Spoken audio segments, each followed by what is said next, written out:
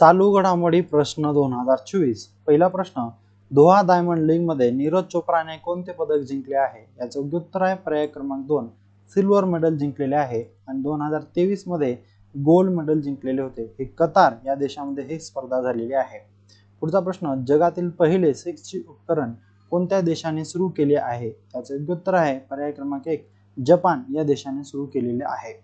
पुढचा प्रश्न, नुकतेच कोणत्या देशाच्या राष्ट्राध्यक्षाचे हेलिकॉप्टर अपघातामध्ये निधन झाले आहे? याचं योग्य उत्तर आहे पर्याय क्रमांक 2, इराण या देशाच्या राष्ट्राध्यक्षाचे हेलिकॉप्टर अपघातामध्ये निधन झालेले आहे.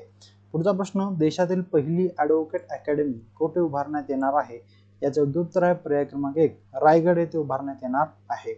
पुढचा प्रश्न, CISFच्या पहिल्या महिला संचालिका म्हणून कोणाची निवड करण्यात आली आहे? याचं योग्य उत्तर आहे पर्याय क्रमांक 1, नीना सिंग यांची निवड करण्यात आलेली आहे.